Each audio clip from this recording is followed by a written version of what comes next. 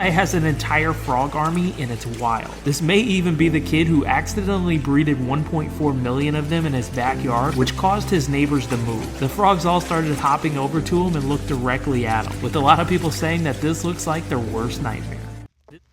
Shalom. All praise, honor, and glory to Yahweh Bahasham, Yahweh Shai Bahasham, Rachakodash. Double honors to the apostles and the elders of Great Millstone who do rule well and teach well, and peace and mercy to the elect, the 144,000 men that are doing this work in sincerity and in truth around the four corners of the earth. And much love to the 1/3 and the innumerable multitude of you believers out there. I'm the brother Yeshaya, and I pray, Lord willing, that this lesson is edifying through the Spirit. All right, this is going to be, I perceive, a relatively quick lesson. As you see the video that I put up, I was just on YouTube, and it came across my feed. And, man, I was like, damn, we see it. And then the comment that he made, he said the neighbors had to move because of these frogs.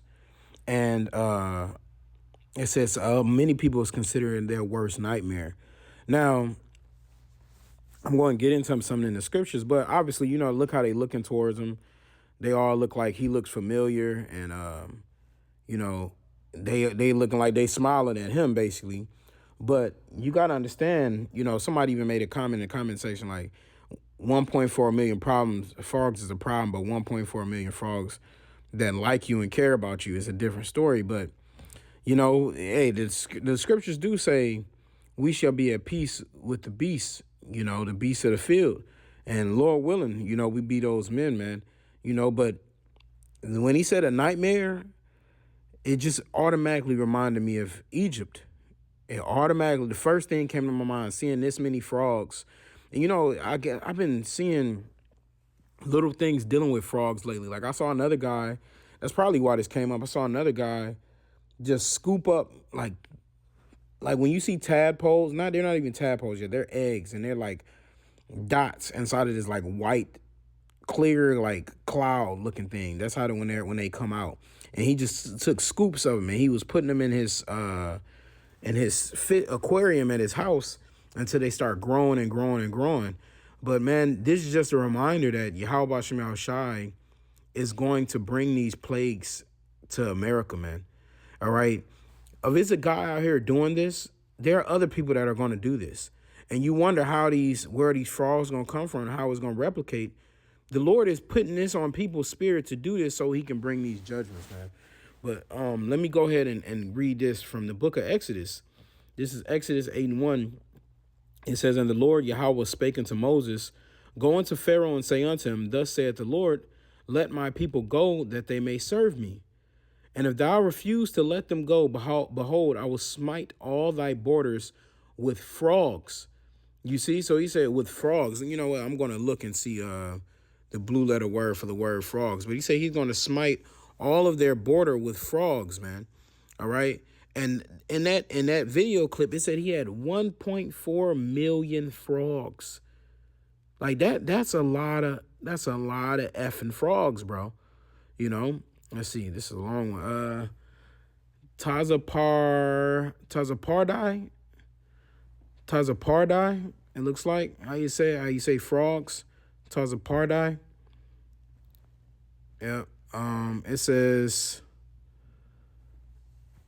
frogs, a word elsewhere unused, meaning a swamp, a marsh leaper. Okay. Tazapardai, frogs. All right. But it says, verse Exodus 8:3, it says, "And the river shall bring forth frogs abundantly, which shall go up and come into thine house, and into thy bedchamber, and upon thy bed, and into the house of thy servants, and upon thy people, and into thy ovens, and into thy kneading troughs." Right? So the Lord said he was going to bring frogs everywhere. Okay? And that's how you know the Lord controls them ultimately, because he said he was going to bring forth frogs abundantly. And these frogs did as commanded. They start coming up out of the ocean and the rivers. Okay, and it says it's gonna come in your house, so you was gonna see frogs. And that's the thing. Sometimes you be like, sometimes when like certain insects get into your house, you be like, how the hell did it get in here? So imagine a frog being able to get in your frogs abundantly, getting in your house. But frogs are I think they're invertebrates, if I'm not mistaken. And an invertebrate is an animal that doesn't have a spine. Let me look up real quick. Are frogs invertebrates? Let's see. They are vertebrates. Okay, they do have backbones. All right, but they able to still get in your house. All right, it says that's what it is. It says vertebrates are animals that have backbones and internal skeletons, and they lack an exoskeleton. So they got bones on the inside, but they soft on the outside. Okay, they soft on the outside, but it's a wild thought to know that they get in your house. It said that bed chamber, so it's in your bedroom, it's in your bed. It says the house of thy servants and upon thy people. So people's waking up with frogs all over them, and into thy ovens and into thy kneading trough. So you're just gonna frogs being in your oven. You got your kneading trough is a thing you was using to make bread and knead the bread. It says, and the frog shall come up both on thee and upon thy people and upon all thy servants. And this was happening to the Egyptians for what they did to the children of Israel and not letting his people go. The Israelites are you so-called blacks, Hispanics, and Native Americans and Seminole Indians. It says, and the Lord Yahweh spake unto Moses, say unto Aaron, stretch forth thine hand with thy rod over the streams, over the rivers, and over the ponds, and cause frogs to come up upon the land of Egypt. And Aaron stretched out his hand over the waters of Egypt, and the frogs came up and covered the land of Egypt. And the magicians did so with their enchantments and brought up frogs upon the land of Egypt. See, and this lets you know, they were so much in their pride, these magicians and the Pharaoh of Egypt, where they were bringing more plagues upon themselves, just trying to prove that they can replicate the Most High. Do you see how wicked that is? Till they got to the point where the next plague, the Lord brought the lice and they couldn't do it. Right. But it says, then Pharaoh called for Moses and Aaron and said, entreat the Lord. Right. Pharaoh was getting fed up with it. Right. He called Moses and Aaron, basically talk to the Most High and, try to get him to change and stop doing this. Entreat the Lord that he may take away the frogs from me and from my people, and I will let the people go, that they may do sacrifice unto Yahweh. And Moses said unto Pharaoh, glory over me.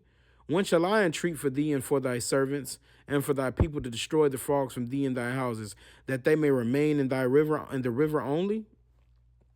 And he said, tomorrow. And he said, be it according to thy word, that thou mayest know that there is none like unto Yahweh Bashem Yahushai, our God. So he's like, hey, you're going to see that there's no God like the God of Israel, man. All right. It says, and the frog shall depart from thee and from thy houses and from thy servants and from thy people, they shall remain in the river only. So he's letting you know, this is how you know our God is the God that rules, because when I do this thing, all the frogs tomorrow, they're going to be gone out of your house and they're going to be back in the river. And this how you know they hardened, that Yahweh Shemel Shah hardened the heart of Pharaoh to see frogs, them bring all the frogs out, and then to have the frogs leave. That's the hand of the Most High. Okay. But the Lord hardened his heart. And that's because Pharaoh ultimately didn't want to let his people go. It says, and Moses and Aaron went out from Pharaoh, and Moses cried unto the Lord Yahweh because of the frogs which he had brought against Pharaoh. And the Lord did according to the word of Moses, and the frogs died out of the houses, out of the village, and out of the fields. And they gathered them together upon heaps, and the land stank. Oh, it's smelling terrible. Dead frogs everywhere, man. But when Pharaoh saw that there was respite, he hardened his heart and hearkened not unto them, as the Lord had said. Let's go ahead and get that word there. That's Exodus 8:15. Through the Spirit, I know what it means, but let me see. I'm gonna read it in NLT first. It says, but when Pharaoh saw that relief had come, he became stubborn. He refused to listen to Moses and Aaron, just as the Lord had predicted. You see, so he became stubborn. He like, all right, the frog's gone. And that's how people act. Oh, my problem's gone now. What do I need the Most High for? Yeah, respite goes into relief. The word there is, let's see, Rawaka. Yep. Respite, relief, breathing. So he saw that it says relaxation. So once his problem was gone, he's like, hey, his heart was hardened. What I got to keep listening to y'all for and praising the Lord, giving the Lord his glory. It says, and the Lord said unto Moses, say unto Aaron, stretch out thy hand, stretch out thy rod, and smite the dust of the land, that it may become lice throughout all the land of Egypt. So the Lord basically saw his pride, and he was like, you know what? I'm about to turn it up a notch. That's what happened. So I got one more verse that I think I want to get, maybe two. Yeah, I'll get this section, two verses, I think. This is 2nd Ezra 15 and 11. But I will bring them with a mighty hand and a stretched out arm and smite Egypt with plagues as before and will destroy all the land thereof. And we know that Egypt really goes back to Montezarium, which means bitter. And America also means bitter. Okay, and so he said this new Egypt, he's going to smite it with plagues as before. So he's going to bring a lot of those same plagues that he brought the first time. So when you see these armies of frogs that are gathering, the Lord's putting in men's spirit to create frogs so he can send this upon people so they can know. And the power in that is to replicate a plague, and this just hit me through the spirit. We always bring out Egypt as plagues before, but to replicate a plague, they're going to be like, when has this ever happened before, seeing this many frogs? And they're going to be like, hey, the God of Israel did that. When his lice came like this, hey, the God of Israel did that. When did these rivers turn to blood? The God of Israel did that. So it's going to know Yahweh B'Shem Yahushai is behind these, man. All right. It says in verse 12, Egypt shall mourn, and the foundation of it shall be smitten with the plague and the punishment that the Most High shall bring upon it. All right. So that's what's about to happen to these people, man. We're about to see these plagues. You're about to see these frogs. And let me look up real quick, and then I'll wrap it up. Do frogs bring disease? Let's see if they carry diseases. All right. They got the AI overview. It said, yes, frogs can carry diseases that can be transmitted to humans. So it got a few of them here. It says salmonella. All right. A bacteria that can cause salmonellosis, a disease that can cause diarrhea, fever, abdominal cramps, and vomiting. Salmonella can be spread by direct or indirect contact with frogs or by coming into contact with their droppings or the water they live in. Children under 5 are more likely to develop severe illness. The next one says mycobacteriosis, a disease caused by waterborne bacteria that can be transmitted from frogs to humans through minor cuts or abrasions on the skin. Symptoms include dermatitis, skin loss, lesions, and painless subcutaneous nodules. Symptoms may not appear for 7 to 14 days or longer. The next one is rhinovirus, a disease that can cause drowsiness, skin ulcers, bleeding, eye problems, and abnormal wasting. It can be difficult to diagnose without post-mortem. Frogs can be exposed to bacteria or chemicals from human hands or mouths when they are kissed, which can make them sick. When cleaning frog tanks, it is important to use disposable gloves and dump the water outside rather than using kitchen or bathroom sinks or tubs. So they transmit diseases. And let's not forget warts. That's the big one everybody know, warts. So frogs, they going to be getting busy out here this is a plague on so many levels, man. So, hey, man, Lord willing, we be at that number, and Lord willing, we be like in the land of Goshen where it was light for us and none of these plagues touch us, man. Lord willing, we be at that number. So, hey, I'm going to wrap it up with that. Lord willing, this was edifying. I want to give all the praise, honor, and glory to Yahweh Bahasham, Yahushai, Bahasham, Rachakodash. Double honors to the apostles and the elders of Great Millstone who do rule well. And peace and mercy to the elect. Until next time, Shalom.